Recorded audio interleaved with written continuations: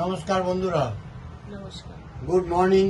যদিও এখন প্রায় 11টা বাজে, কিন্তু প্রথম দেখা হচ্ছে গুড মর্নিং বলতেই পারি। আর আজকে হচ্ছে 18 এপ্রিল 2025, গুড ফ্রাইডে। খ্রিস্ট অবলম্বী যারা খ্রিস্টান তাদের জন্য আজকে একটা পবিত্র দিন, তাই এটাকে গুড ফ্রাইডে বলা হয়। তো এখানে সেটা পালন করা হয়। আর দেরি হওয়ার একটু কারণ এটা হলো যে এখানে এরা প্রেয়ার করে, বেশিরভাগই সাউথ ইন্ডিয়ান খ্রিস্টান আছে, তারা প্রেয়ার করে। তো এরা একটা লম্বা মিছিল করে যাচ্ছিল, ওদের প্রেয়ার লাউডলি চলছিল লাউড স্পিকারে।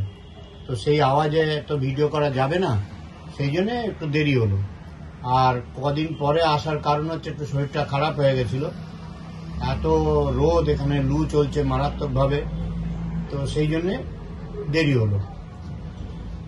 এইবার এরা এই যে গেল এখানে প্রসেশন করে, এরপর এখানে একটা চার্চ আছে, সেই চার্চে ওরা যাবে। ওদের সারাদিনের নানান প্রোগ্রাম আছে, সেই সম্পর্কে আমার অত অভিজ্ঞতা নেই।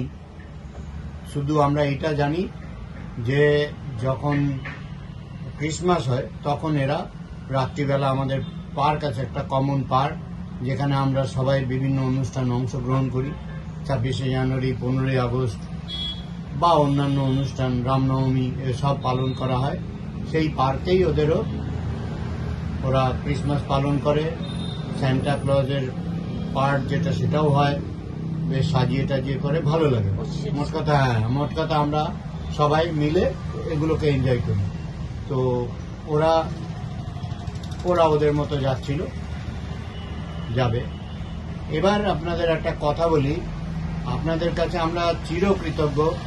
আপনারা সাংঘাতিকভাবে রেসপন্স করেছেন আমাদের প্রথম ভিডিওয়। আপনারা এত ভালো রেসপন্স করবেন আমরা আশাই করিনি। আশা তো সবসময় আপনাদের জন্য রাখি, কিন্তু এত কুইক, এত ভালো রেসপন্স পাবো, এটা আমাদের সত্যিই অনুপ্রাণিত করেছে। তো আপনাদের কাছে আমাদের আবদার, আপনারা আমাদের আরো উৎসাহিত করুন।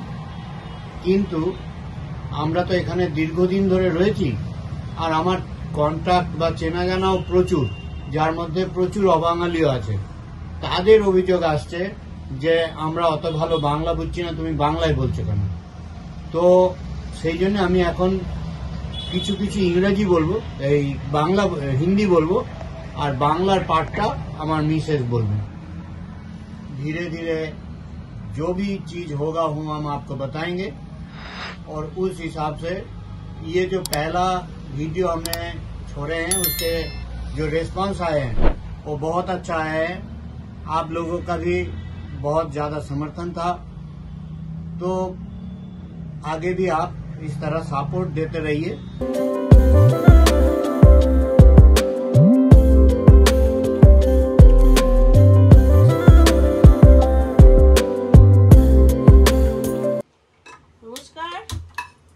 বন্ধুরা, আমি আবার যথারীতি আমার কিচেনে ফিরে এলাম। আমি একটা আমার মতো রেসিপি করছি, মাংসর ঝোল। এ তো আপনারা সবাই জানেন, কিন্তু গরমকালে একটু লাইট খাবার তো দরকার। তো এটা খুবই ভালো লাগবে, টেস্টি লাগবে। তো দেখুন আমি কি কি দিচ্ছি। প্রথমে সরষের তেল দিলাম,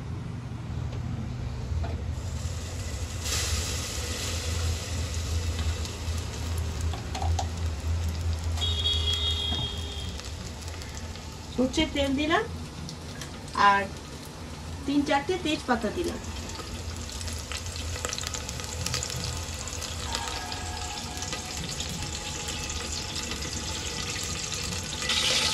একটু জিরে ফোড়ন দিচ্ছি অল্প করে,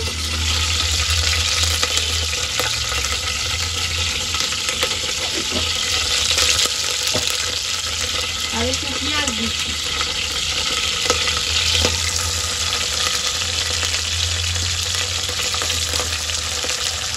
এটা একটু আগে ভাজা করে নেব।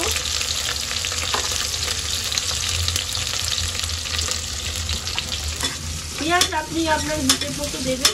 এখানে আমার 1 কিলো মাংস আছে, 1 কিলো মাংসের মধ্যে একটু তো পেঁয়াজ লাগবে।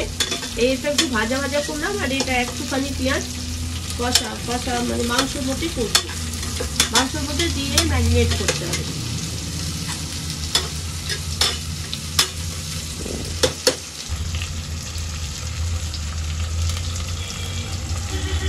দই দিয়েছি, আগেই দই দিয়েছি, তারপরে পেঁয়াজ দিলাম। এটা কষতে হবে কিছুক্ষণ, তাহলে কি হয় পেঁয়াজগুলো সব গলে যাবে। আচ্ছা, সর্ষের তেল দিচ্ছি।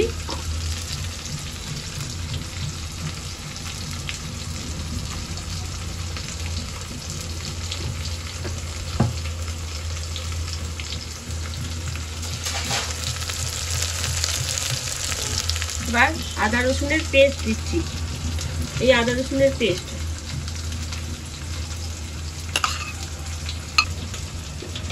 আন্দাজ করে, যেমন মাংস তেমনি তেমনি মাংস হবে, তার তেমনি পেঁয়াজ আদা রসুন সেই হিসেবে আপনারা দিতে থাকবেন।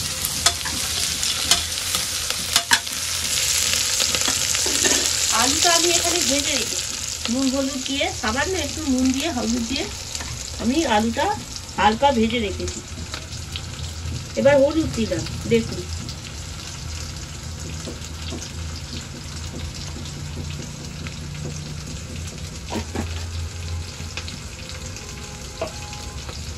আচ্ছা, লঙ্কা যে যেরকম খাবেন সেই রকম একটু তো দিতে হবে।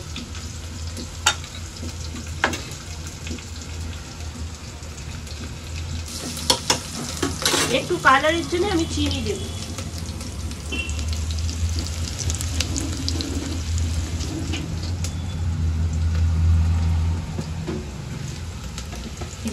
চিনি, এই চিনি একটু কালারের জন্য দিই।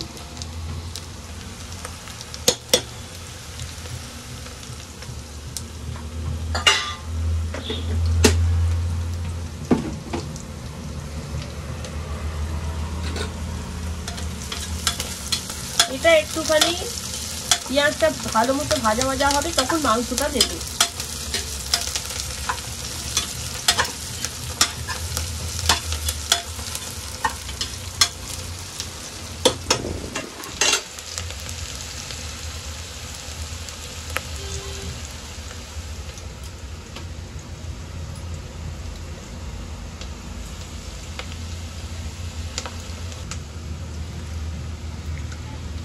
এবার একটু মেখে নিয়ে তারপরে ছাড়বো।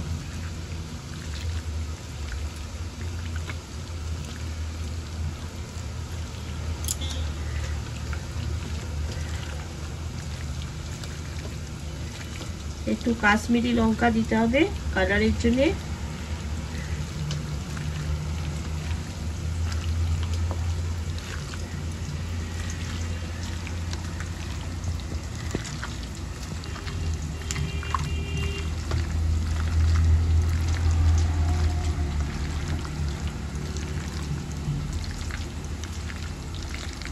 এটা দিয়ে তারপরে নুন দেবো।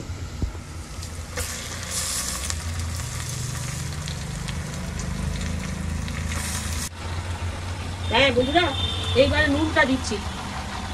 এবার নুনটা দিই,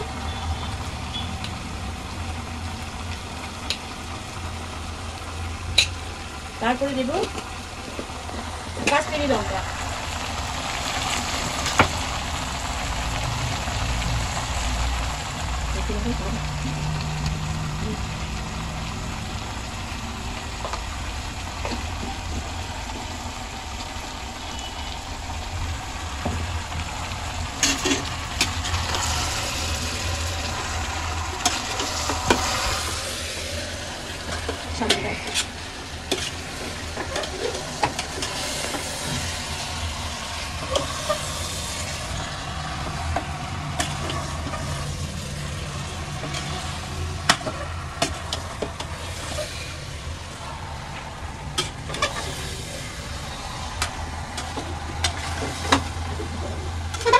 একটু কষতে হবে, তারপরে এই আলুটা দেবো, একটু কষবো, তারপরে গরম জল, এই যে মাংস এই জলটা গরম করে ওতে দেবো।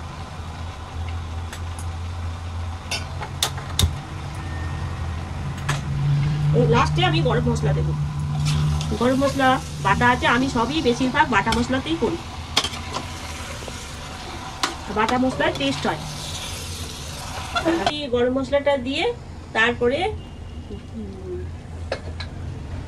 কুকারটা চাপা দিয়ে দিচ্ছি, আর তারপরে 15টা সিটি দিয়ে নামিয়ে নিতে হবে।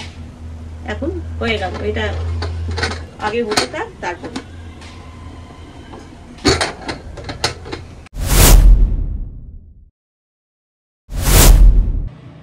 মাংস ভাত নিয়ে বসে পড়েছি।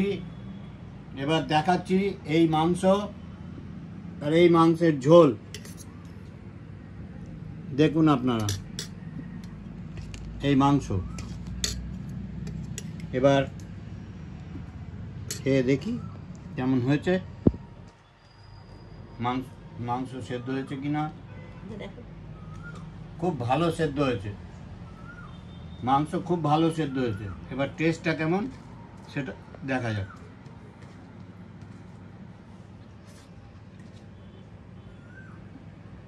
বাহ,